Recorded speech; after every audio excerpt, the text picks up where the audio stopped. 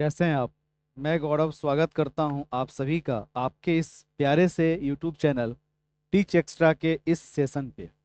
आज हमारे पास जो टॉपिक है ये बड़ा ही इम्पोर्टेंट सा टॉपिक है, क्योंकि विभिन्न प्रकार की बातें आपके आसपास में आपको सुनने को मिल रहा होगा।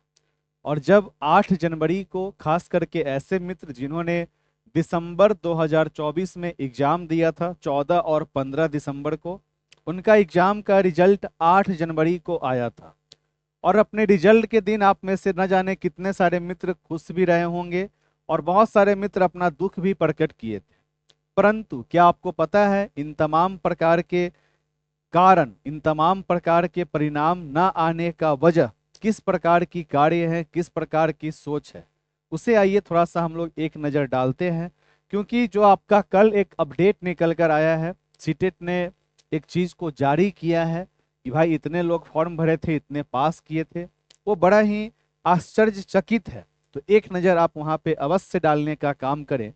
उससे पहले आपकी जहाँ भी आस्था हो, जहाँ भी आपकी विश्वास हो, एक बार आप ईश्वर को याद कर लें कि हे ईश्वर, आप जहां भी हैं अपनी असीम कृपा हम सब पे बनाए रखें, ताकि आने वाले दिनों में हम सभी का परिणाम बेहतर नहीं बेहतरीन निकल कर आए। यही ऊपर वाले से प्रार्थना है, यही ऊपर वाले से दुआ है। सबसे पहले हम लोग चलते हैं कल के नोटिस की तरफ। ये जो आपका आया है निकल कर, जहां पर बताया जा रहा है कि पेपर वन में लगभग 7,06,86,197, लगभग में आप 7 लाख कह सकते हैं, कितने लोगों ने फॉर्म को फिलअप करने का काम किया था। उसमें से लगभग में 6 लाख अर्थात 5,72,489 लोगों ने एग्जाम में बैठा। और रिजल्ट कितना है तो 1,38,389 अर्थात 1.38 लैक्स क्या हो गए, रिजल्ट आया। इतना जो आप संख्या देख रहे हैं कि मात्र 1,38,000 लोग इस पेपर को क्वालिफाई कर पाए।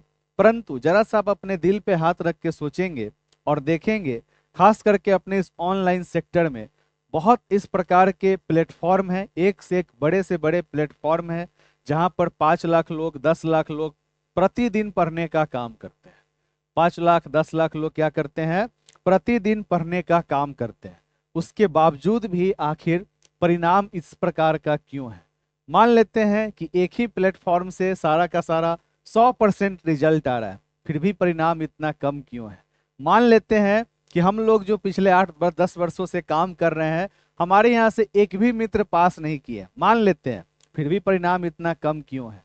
इसके ऊपर जब आप सोचने का काम करेंगे तो आप यह पाएंगे कि आपने अपने तैयारी के क्रम में क्या किया है, तो सिर्फ क्वेश्चंस को सॉल्व करने का काम किया है। अर्थात सिर्फ आपने अपने तैयारी में ABCD किया है। क्या किया है, ABCD किया है। और आपका सीटेट जो है वो अपने आप में प्रारूप को बदला है। प्रारूप को बदलने का मीन्स है कि अब आपकी अंडरस्टैंडिंग से काम हो रहा है, आपकी समझ से काम हो रहा है। सबसे पहला हम लोग विभिन्न प्रकार के न्यूज में पढ़ जाते हैं कि अब क्या होगा, अब क्या होगा। जैसे कि अभी आप सुन रहे होइएगा कि सीटेट हुआ इनवैलिड, ये हुआ। अर्थात लाइक और व्यू पाने के चक्कर में बहुत प्रकार की ऐसी खबरें हैं। ये बिल्कुल सत्य बात है कि झारखंड का जो अभी न्यूज निकल कर आया है, वहां पे सीटेट को मान्य नहीं दिया गया है, ये बात बिल्कुल सच है। पर उसी चीज को इस प्रकार से थंबनेल में दिखा देना, रिप्रेजेंट कर देना कि हम ना चाहते हुए भी परेशान हो जाते हैं। तो ये जो है यूट्यूब का दुनिया एक बहुत ही अलग प्रकार का दुनिया है। अक्सर लोग के मन में, अक्सर लोग के संज्ञान में यही सोच है कि चलो आज वीडियो बनाएंगे और कल क्या हो जाएंगे, तो कल हम कुछ ना कुछ इसमें जब अदम गजब सा करनामा कर देंगे। और हर लोग यही सर्च करता है कि वीडियो पर व्यू कैसे लाए। तो वो जो आप थंबनेल सब देखते हैं, ये थंबनेल जो वीडियो का कवर होता है वो सब हमें भटकाने का काम करता है। जरा आप सोचे कि एक विद्यार्थी के तौर पे जब आप कक्षा 10 और 12वीं में आप लोग पढ़ाई करते थे, तो आप अपने आसपास के कोचिंग सेंटर में पढ़ने जब जाते थे तो वहाँ पे आप नियम से पढ़ते थे और हर एक बेस चीज को समझने का काम करते थे। बेस मीन्स अपने आधार को समझने का काम करते थे। पर अभी के इस समकालीन परिवेश में इतने सारे चैनल्स हैं, इतने सारे वीडियोज हैं कि हम स्वयं में कंफ्यूज हो जाते हैं कि हम चयन कैसे करें। तो चयन आप चैनल का नहीं करें, चयन आप अपने पढ़ाई के पैटर्न का करें। चैनल भले ही अनगिनत है, परंतु जो पढ़ने का पैटर्न है वो तो भाई एक ही जैसा होता है ना। पढ़ाई कैसे होता है कि जब भी हमें किसी प्रकार के टॉपिक को पढ़ना है तो पहले उस टॉपिक के थ्योरी को समझना पड़ता है। उस टॉपिक के थ्योरी को समझने के लिए थ्योरी में उपयोग किए गए वर्ड को समझना पड़ता है, तब ना हम लोग कुछ समझ पाते हैं। क्या है कि नहीं? आप में से बहुत ऐसे मित्र होंगे जो मेरे साथ जुड़े होंगे दिसंबर के एग्जाम के लिए भी। शायद आपने क्रैकर बैच भी लिया होगा, बेसिक मैथ बैच भी लिया होगा, और अभी तक आप अपडेट भी नहीं करवाए होइएगा, पर आपके पास में वो रिकॉर्डिंग, वह पीडीएफ अवश्य होगा। और जो आपने एग्जाम दिया है दिसंबर में, वह क्वेश्चन पेपर भी आपके पास में होगा। आपको पता है मेरी क्लासेस काफी कम होती है, मैं पांचों विषय मिलाकर मात्र 60 क्लास 70 क्लास या मैक्सिमम 100 क्लास ही ले पाता हूँ। और बेसिक मैथ और उस दोनों कोर्स को मिला दिया जाए तो लगभग मैं 150 क्लास में लेता हूँ 6 महीने के अंदर, बस 150 क्लास। उसको जब आप मिलाइएगा तो आपके क्वेश्चंस पेपर में जितना भी आपके पीडीएफ को मैंने आपके साथ में शेयर किया है, जो मैंने क्लास में पढ़ाया है, एक बार आप अवश्य मिलाइएगा, आपको स्वयं पता चल जाएगा कि कैसे चुनिंदा चीजों को हम लोग पढ़ते हैं।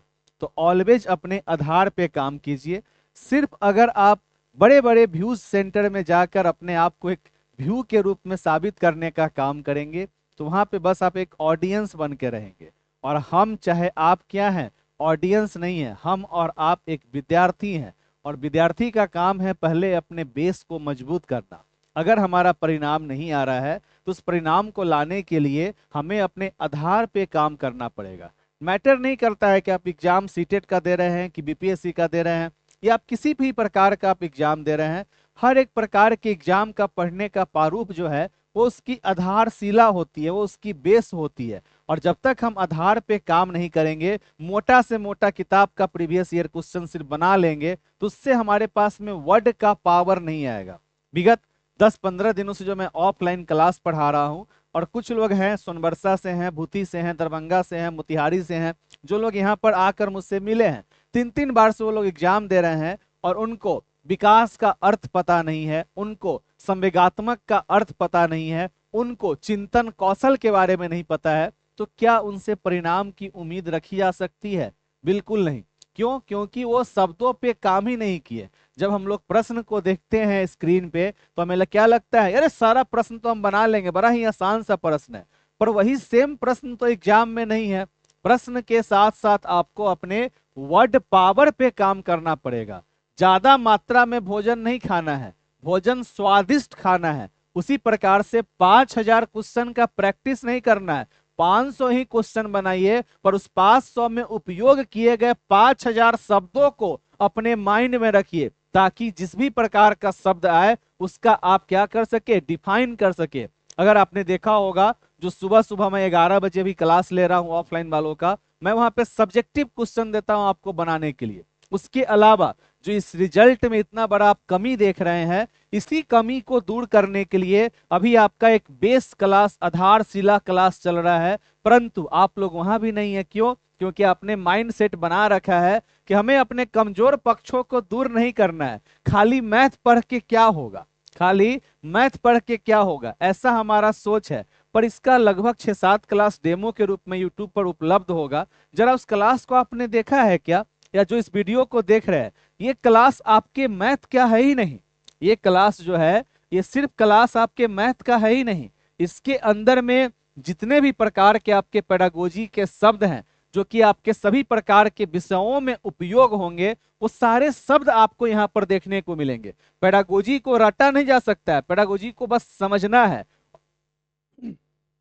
और किसी प्रकार के भाषा को समझने के लिए हमें भाषा का उपयोग करना पड़ता है, भाषा का प्रयोग करना पड़ता है, तब जाकर उस भाषा को हम समझ पाते हैं। तो मेरे दोस्त, मेरे मित्र, जुलाई आने में समय नहीं है, अभी भी आपके पास में समय है, क्योंकि आप सभी को पता है, ये कोई मेरा पहला बार का काम नहीं है। आप सभी को पता है कि मैं प्रति वर्ष आपके सीटेट के लिए 2 प्रकार का बैच पढ़ाने का काम करता हूं, और इसमें से आपके दोनों बैच में 1 महीने का डिफरेंस होता है।